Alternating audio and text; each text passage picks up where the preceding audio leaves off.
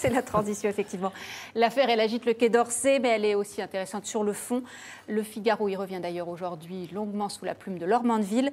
L'affaire, la voici en quelques mots, c'est celle de cet ambassadeur de France en Hongrie qui vient d'être recadré après la divulgation d'un de ses télégrammes diplomatiques où, pour résumer, il se fait, on voit ses propos, il se fait l'avocat du Premier ministre Viktor Orban, notamment sur les questions d'immigration. Cette note aurait dû rester secrète, elle ne reflète pas la position de la France sur le sujet. On réagit les autorités, on regarde sur ce point Emmanuel Macron, c'était vendredi dernier au sommet de Bruxelles.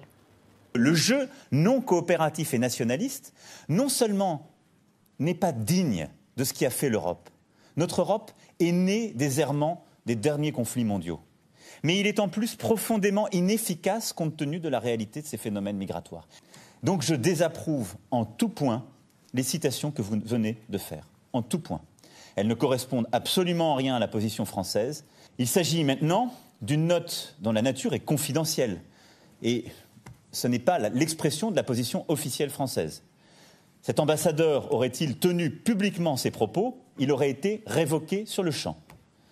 Jean-Louis Bourgeon, déjà sur la forme, l'ambassadeur n'a pas le droit de dire ce qu'il pense. On veut voir qu'une seule tête au Quai d'Orsay. Je crois que là, il y a vraiment un télescopage de deux choses. Il y a d'une part la position sur le fond. Or, monsieur le président de la République dit clairement qu'il est en désaccord avec l'ambassadeur, mais il dit aussi que celui-ci, implicitement, faisait parfaitement son travail en donnant à sa hiérarchie son opinion, son analyse de la situation politique. Le problème, c'est que ça a été rendu public, mais ça, c'est pas le fait de l'ambassadeur. Ça a été rendu public, et ça, c'est pas de la faute. Et il dit très bien qu'il ne l'a pas, révoqué. Et là, je crois qu'il y a vraiment, alors quelque chose que je connais bien, parce que je vois très bien qui est la personnalité qui va être nommée, qui est nommée ambassadeur en Hongrie à la place de l'ambassadeur actuel. C'est une personne qui a été nommée il y a 3 semaines.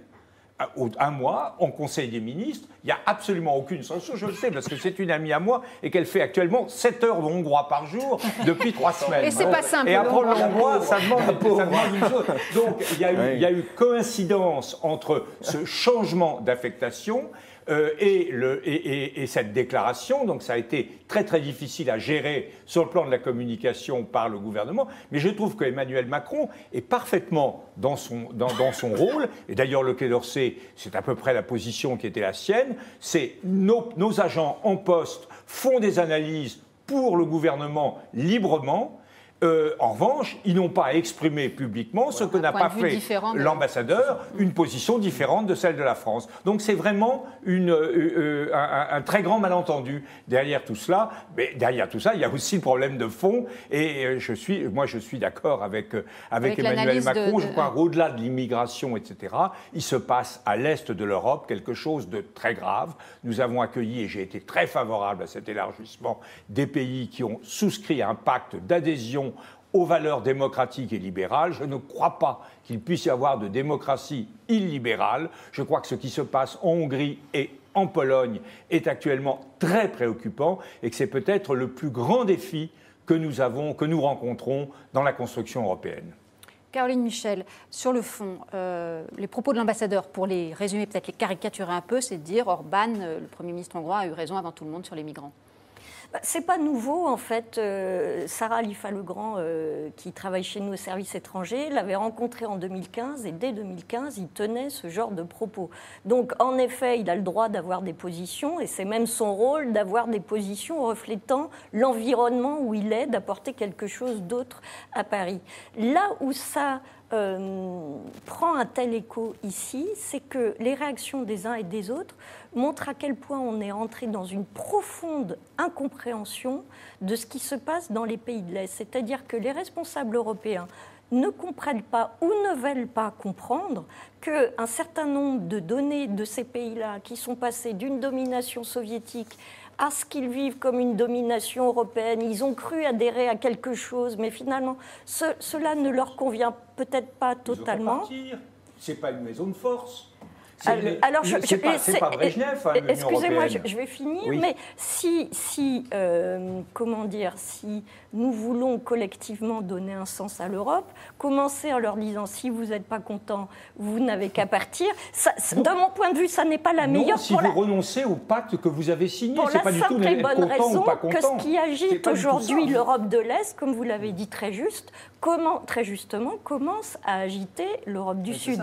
C'est-à-dire qu'un certain nombre de points qui sont soulevés par ces pays-là dans leur contexte historique particulier, qu'ils ont été coupés pendant 50 ans de l'Ouest, des migrations, un certain nombre de chocs, domination ottomane, je ne vais pas refaire un cours d'histoire, mais ça vient nous interroger sur un certain nombre de questionnements. Et aujourd'hui, à part faire l'autruche, ou leur dire de partir. J'ai accompagné la Pologne pendant 20 ans. J'ai été membre du comité mixte Parlement européen, Diète de Pologne. Je l'ai présidé à la fin. J'ai accompagné la Pologne avec des gens formidables, Mazowiecki, Geremek, Walesa. C'était fantastique. Aujourd'hui, Adam Michnik, héros martyrisé par le pouvoir communiste, on asphyxie son journal, on asphyxie la publicité, on l'empêche d'être libre. La Cour de justice agit en Pologne, c'est extrêmement grave. Ce sont des problèmes de fait. On doit réagir à la mise en cause de la démocratie. Comment ? Le gouvernement polonais est issu d'un vote démocratique. Mais il ne s'agit pas d'être issu d'un vote démocratique. Il s'agit d'un vote populaire. Je suis désolé, hier, on a mis à la retraite. Non, mais c'est des choses très importantes. On a mis à la retraite la moitié du conseil, du conseil de la Cour suprême, etc. Ça veut dire que ce sont des gens qui jugent les élections. Demain, on aura des élections européennes. Si nous ne sommes pas contents de la façon dont ça se passe, c'est très grave tout ça. C'est très grave. Il y a plusieurs choses. Parce qu'on peut avoir... L'ambassadeur, il peut avoir comme citoyen, vivant, connaissant ses pays, son opinion. Il est légitime à le faire. Simplement, il est ambassadeur de France, donc il n'a pas à la donner. Il fait des analyses, publiquement, mais quand il parle à des journalistes, il fait des analyses pour le Quai d'Orsay. Et ça, l'analyse qu'il a faite est très intéressante sur le fait de ne pas continuer à considérer le cas Orban et le cas de cette évolution des pays du triangle de Visegrad et maintenant un peu au-delà, simplement de la manière en leur disant écoutez, ce que vous faites, c'est pas bien, etc., d'avoir un jugement d'une certaine manière morale et de faire davantage de politique. Donc là, jusque-là, c'est très bien.